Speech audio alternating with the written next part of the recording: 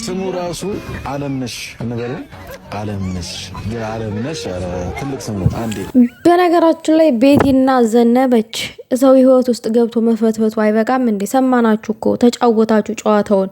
በቃ ገለል በሉ እንዴ! ምንድነው ጎበዝ ጎበዝ ስንል ኤፋን ብትሆን በቃ ከዚህ በላይ ይበቃል። የምሬ ነው የምልህ። ጭራሽ ብሩኬ ስልክ እንዲደውልላት ምናምን ነገር አትፈልግም እሷ ምናምን ትላለህ እንዴ?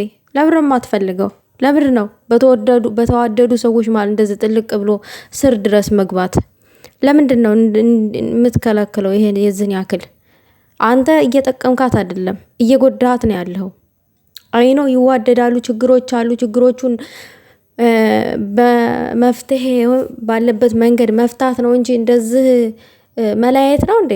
በእድምለታ እንኳን ቤት ድረስ የመጣ ጊዜ አንተ ቤት ድረስ የመጣ ጊዜ ልቧ ተንጠልጥሏል። ማውራት ትፈልግ ነበረ። ብሩኬ ነው ቶሎ የወጣው። ሰላም ጤና ይስጥልኝ ውዶቼ፣ ሰላማችሁ ይብዛልኝ በያላችሁበት። ዛሬ እንግዲህ እነ ብሩኬ ይምጡ አይምጡ እማቀው ነገር የለም። እነ ኤፍሬም እና እነ ቤቲ ግን መጥተዋል። ግን እኔ ማለት ነው ዛሬ ያዩተኝ እይታ በኤፍሬም ቤት የተለቀቀው ቪዲዮ ማለት ነው ውዶቼ፣ እኔ ይሄ ነገር ልክ ነው እያልኩ አይደለም። ምክንያቱም ኤፍሬም ሙሉ ለሙሉ ለሃይሚ ወግኖ ነው አሁን ላይ እየተከራከረ ያለው እንጂ ለጋራ ህይወታቸው አይደለም። ፍጹም ግን ለብሩኬም ለሃይሚም ወግኖ ነው እያወራ ያለው። ልክ በሰላማዊ መንገድ ነገሮቹ እንዲፈቱ ማለት ነው። እና ምንድን ነው አንድ የሚወደኝ ሰው ችግር ሊኖር ይችላል፣ ጥፋት ሊኖር ይችላል። ነገር ግን ደግሞ እኔን ስልክ ደውሎ ማዋራ ባለበት መንገድ ማውራት አለበት አይደለ እንዴ? ወንድሜ እኔን መከልከል የለበትም። ያ ሰው ጥፋቱን አምኖ ይቅርታ የሚጠይቀኝ ከሆነ ዳግም የማይበድለኝ ከሆነ ከሱ ጋር ለመኖር ዝግጁ ነኝ።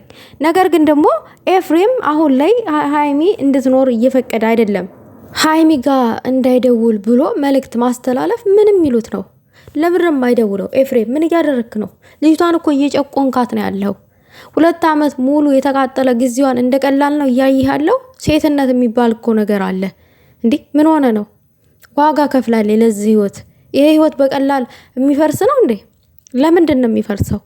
ማስታረቅ ሲገባን ከዝና ከዚህ ወሬ እያራገብን እነዚህ 2 ልጆችን ለመለያየት ዳር ማድረስ ምንም ይሉት ነው?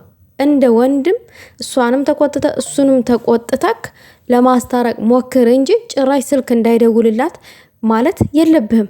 አትፈልግም እሷ ምናምን ነገር በጭራሽ። ቅማብዬ ልብ እናውቃለን።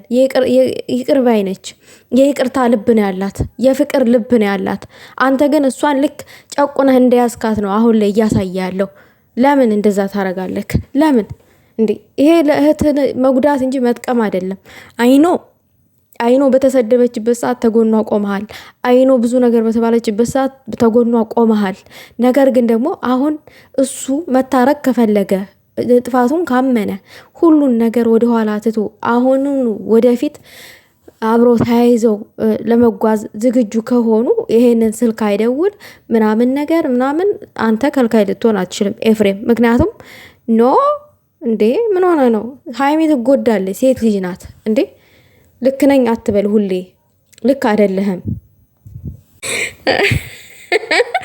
በሁለቱ ህይወት ውስጥ አላስፈላጊ ሰው ነው። ትናንትና ስም አወጣውለት ጥሩ ሴጣን አላለም። ይሄ ፍፄ ደግሞ እንደው ሁለታችሁም ሴጣን ናቸው። አሁን እያደረጋችሁ ያላችሁት የሴጣን ስራ ነው። የተዋደደን ሰው መለየት ማለት የሴጣናዊ ስራ ነው። ስለዚህ ኤፍሬም ልክ ነኝ እያደረግኩት ያለውት ነገር አሁን ላይ ካልክ ልክ አይደለም። እነዚህ ልጆች በፍጹም እንዲለያዩ አንፈልግም። አይኖ ሃይሚ በተጎዳችበት ሰዓት ታጠገዋነ። እንደገና ደግሞ ይሄ ህይወት እሷን ደስተኛ ሊያደርጋት አይችልም በጭራሽ። እኔ እንደ ሴት ሊቆም ሳይው ማለት ነው በጭራሽ። እንዴ ምን ሆነ ነው? 2 ዓመት ሙሉ አቃጥላ አብራ ዝም ብሎ መለየት አለ እንዴ? ምን ሆነ ነው? እኔ ለሷ ተቃጠልኩኝ። የሃይሚ ፍላጎት ነው፣ የራሷ የእህቴ ፍላጎት ነው። ፍላጎቷ ከሆነ በድጋሚ ታሳውቀን። እኔ ፍላጎቴ ነው ብላ እንዳንተ ወጣ ትናገር። እስቲ ካውራ በድጋሚ ወጣ እኔ ፍላጎቴ እንደዚህ ከወንድሜ ጋር መኖር ነው በቃኝ ምናምን ብላ ቁርጥ ያለ ነገር ትንገረን። እንስማ ከሷ አንደበት ፍላጎቷ ከሆነ። ነገር ግን ደግሞ እዚች ጋር ልጅቷ እንድትሰደብ ነው እያደረክ ያለው ኤፍሬም። ቢበቃ ጥሩ ነው። ምክንያቱም ቁጭ ብለው የሚሰድቧት ሰዎች አሉ። እሷ እንደዚህ ብላለች እንደዛ አፈልግም እየተባለ በሚወራበት ሰዓት ወይንም ሁለቱም ሲሆኑ አይወዷቸው ወይንም ሲለያዩ አይወዷቸው። ሀሳብ የሌላቸው ሰዎች አሉ። ሀይሚ የሆነ ነገር ብላለች ሲባል ቁጭ ብለው የሚሰድቧት ማለት ነው። ስለዚህ ልጅቷን ለተሳዳቢ አትስጣት። ወንድሜ እኔ ስከፋ ምናልብን አይዞች ሊለኝ ይችላል። ነገር ግን ደግሞ ሙሉ ህይወቴን ሊኖርልኝ አይችልም። ምክንያቱም እሱም የራሱ ህይወት ስላለ ማለት ነው። ስለዚህ እንደ ወንድም ምከራት፣ እንደ ወንድም የውስጧን አዳምጥ። ከዛ ውጭ ግን እሷ ስልክ እንዲደውልላት አትፈልግም ምናምን ነገር አትበል። ልትልም አትችልም። እሷ እንደዛ ልትል አትችልም። ልክ የአንተ ውሳኔ ነው የሚመስለው እዚህ ጋር